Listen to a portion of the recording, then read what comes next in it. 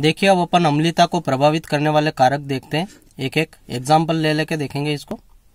सबसे पहला एग्जाम्पल मैंने लिख रखा है FCH2COOH, ClCH2COOH, BrCH2COOH, ICH2COOH।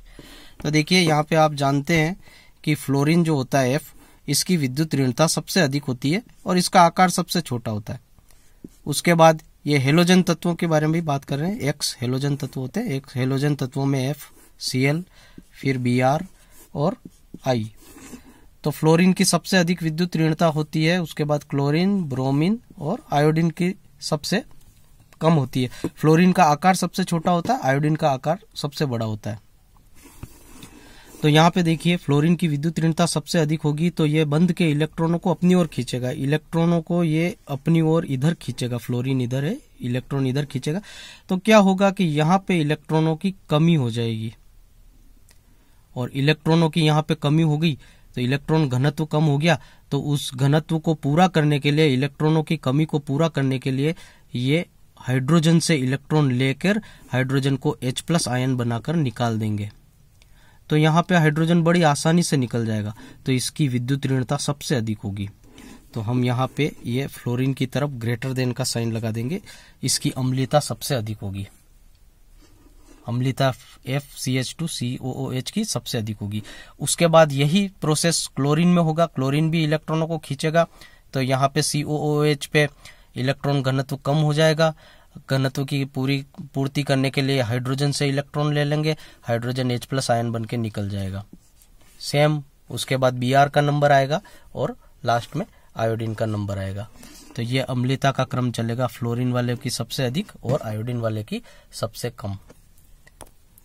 ये देखिए एक दूसरा उदाहरण लिखा है CCl3COOH, CHCl2COOH, ClCH2COOH।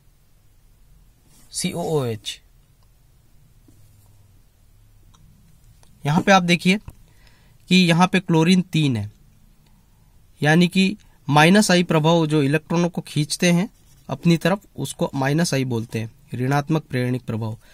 तो यहाँ -I प्रभाव दिखाने वाले 3 क्लोरीन है। यह देखिए सारे ही उदाहरण में क्लोरीन है, यहाँ पे क्लोरीन 3 है, यहाँ पे क्लोरीन 2 है, यहाँ पे क्लोरीन 1 है।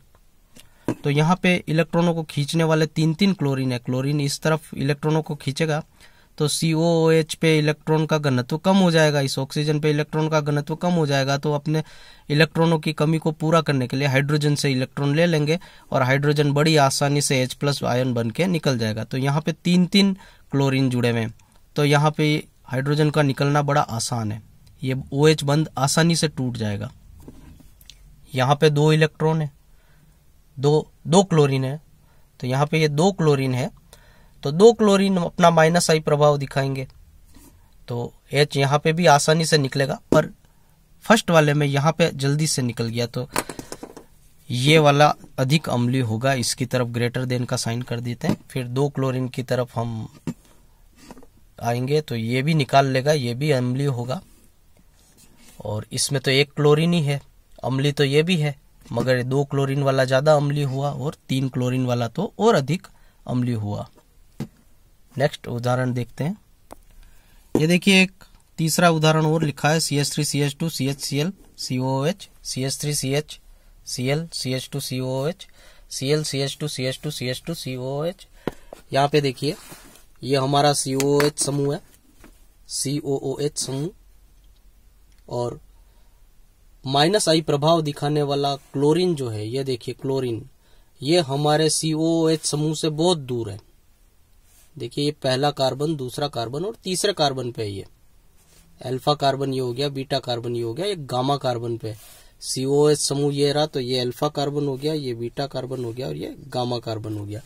देखिए दूसरा उदाहरण देखिए CH2 COOH यहाँ पे, तो ये अल्फा हो गया, ये बीटा और ये गामा, तो यहाँ पे Cl बीटा पे है, और इसको देखिए तो ये अल्फा पे ही है Cl।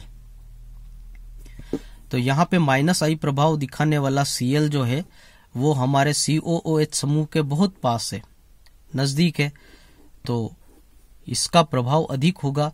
ये बड़ी ताकत से COOH से इलेक्ट्रॉनों को अपनी ओर खींचेगा, -I प्रभाव दिखाएगा।